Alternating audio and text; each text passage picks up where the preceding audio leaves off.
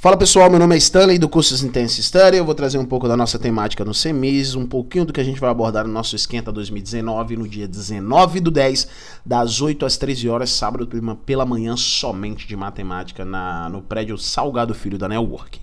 Beleza? A gente vai abordar essa questão do Enem 2018, onde a gente vai tratar sobre razão, proporção, vai ter um pouquinho de análise de dados do gráfico, mas é tranquilo, mas o foco vai ser a razão. Pessoal, de acordo com a lei universal da gravitação, proposta por Isaac Newton, a intensidade da força gravitacional F que a Terra exerce sobre o satélite em órbita circular e proporcional à massa M proporcional. O que é que acontece? Eu estou dizendo que a força é proporcional à massa. Quando minha massa aumenta, minha força aumenta. E inversamente proporcional ao quadrado do raio ao quadrado da órbita. Se é inversamente, quando o meu raio aumenta, minha força diminui. Só que ela é proporcional a uma e inversa a outra. Isso gera uma razão. É a famosa razão especial da força gravitacional. Força igual a K vezes M sobre R ao quadrado. Ali também teria o coeficiente gravitacional, né? A constante gravitacional. Mas como é constante, para essa relação, para resolver essa questão, a gente não precisa. Esse tipo de questão já caiu muito no Enem e já caiu muito usando a mesma temática, só mudando o modo de resolução. No plano cartesiano, 3 satélites A, B e C estão representados cada um por um ponto M e R, cujas coordenadas são respectivamente a massa do satélite e o raio da órbita em torno da Terra. Pessoal, isso aqui é puramente, ele está definindo o plano cartesiano ali. Eu tenho 3 satélites, cujos eles têm massa e raio. Se a gente olhar aqui para o plano cartesiano, minha massa é o X, meu raio é o Y, só, para vocês melhorarem a visão e não se assustarem. Ele só definiu o valor de X e raio porque é bem aplicado na física, essa questão aqui na parte teórica, mas se eu souber matemática, souber que é uma razão, eu consigo resolver tranquilamente, vocês vão ver o porquê. E ele dá o valor da massa do satélite, o valor do raio, só que de forma dentro do gráfico, ele não dá o valor exato. Também não preciso desse valor para saber os valores da massa, do raio e etc. Com base nas posições relativas dos pontos no gráfico, desejo comparar as intensidades das forças A, B e C, ou seja, a força que a Terra exerce em A, exerce em B, exerce em C, certo? Em cada satélite. Da força gravitacional que a Terra exerce sobre os satélites A, B, C, respectivamente. As intensidades F de A, F de B e F de C expressas no gráfico satisfazem a relação. Pessoal, vamos olhar para o gráfico e dar uma análise de gráfico. Eu tenho um gráfico aqui, eu tenho o satélite C, o satélite A, o satélite B, com as suas respectivas massas e raios, certo? Vamos sempre comparar o A com o B e o A com o C. Por quê? Porque o A está entre eles. O A compartilha de coisas iguais entre o C, entre o satélite C e o satélite B. Por exemplo, a massa de A e B. Quem tem a massa maior? Vejam só, o B tem um certo valor de massa. Aqui, ó, o A. O A tem um certo valor de massa. O B também tem um certo valor de massa. O B está mais distante, ou seja, está aumentando dentro da ordenada, certo? O que é que acontece? Eu já consigo definir, já que aqui é massa, que a massa de A é menor que a massa de B, gente. Já consigo definir isso aí, certo? Tranquilamente. A massa de A é menor que a massa de B. E o raio? O que é que acontece? O raio de A está aqui, ó. O raio de A está exatamente aqui, ó. Certo? E o raio de B? Também está aqui, gente. Então o raio deles são iguais. Então o raio de A é igual ao raio de B. Certo? Tranquilo. Agora vamos para o C. Vamos relacionar o C e o A. Vamos relacionar de verde aqui. A massa do C e a massa de A. Elas estão aqui, ó. A massa de A está aqui. Certo? E a massa, vocês estão vendo que a massa de A e de B estão na mesma linha. Os dois possuem massa 1, né? Mesmo que está crescendo aqui, esse crescimento não é da massa, tá, gente? Esse crescimento é o raio que está crescendo aqui deles. Então, a massa eu sei que está no mesmo ponto, né? A gente está... O ponto de A, o que está mudando o ponto de C, jogando lá para cima, é justamente o raio. Bem falando na linguagem, bem mais que vocês consigam entender a relação do gráfico aqui. Ou seja, isso aqui eu consigo definir que o raio de A é igual ao raio...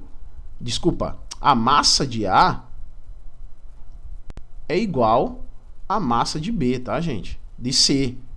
A massa de A é igual à massa de C. Isso pela relação. Pera aí, gente, que meu Siri me atrapalhou aqui. Deixa eu só... que ele tava assistindo a aula aqui, tá bom? Bye, Siri. Pronto, não vai atrapalhar. Eu tava com dúvida o Siri aqui, tá, gente?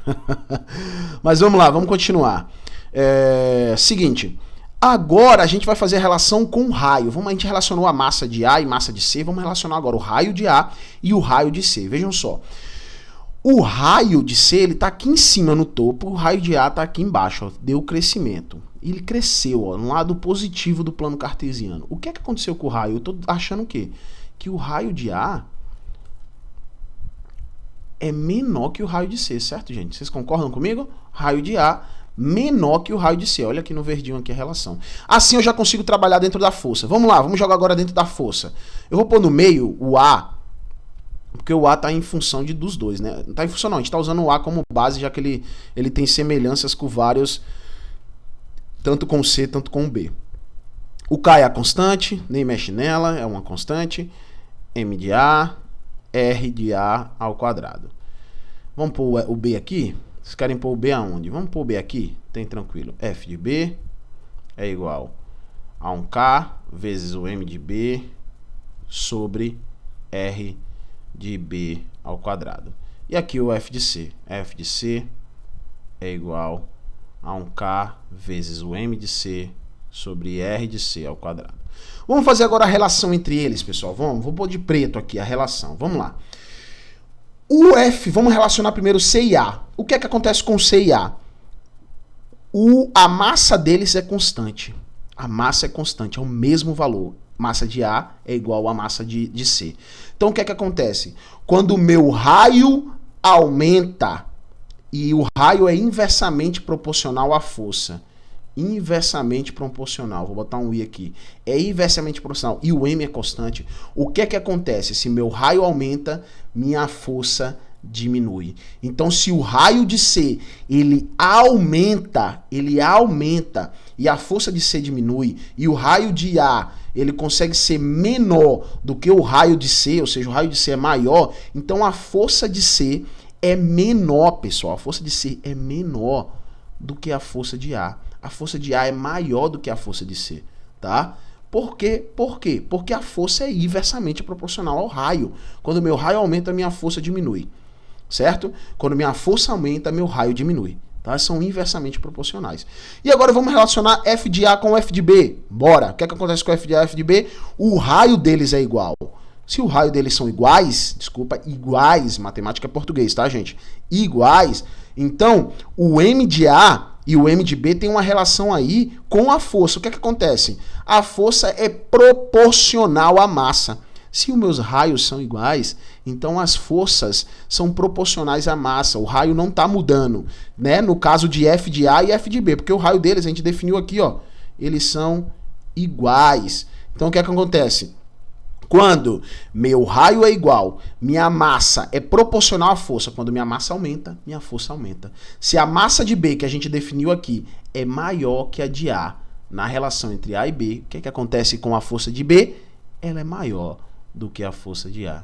Pessoal, letra A, F de C é igual a F de B. Já marcamos que não é, tá fora. F de A é igual a F de B, já definimos ali, não é, já respondemos tudo. F de B é maior do que F de A. Ok, tá certo. E F de C é maior que B, é maior que A. Não, F de C é menor que A, logo ela também é menor que B. Então, C também tá fora. F de A é menor que C e F de C é menor que A. F de C não é maior que A. F de A não é menor que C. F de A é maior que C. Tá? A gente definiu ali. Então só sobra a letra E, F de C menor que F de A. E F de A menor que F de B. É o que a gente respondeu aqui, questão certa, letra E. Valeu, pessoal? Espero que tenha ficado bem exemplificativo, bem detalhado. Espero que vocês tenham curtido. Bons estudos a vocês. Espero vocês no nosso Esquenta Enem no dia 19/10. Valeu? Bons estudos a todos e até mais.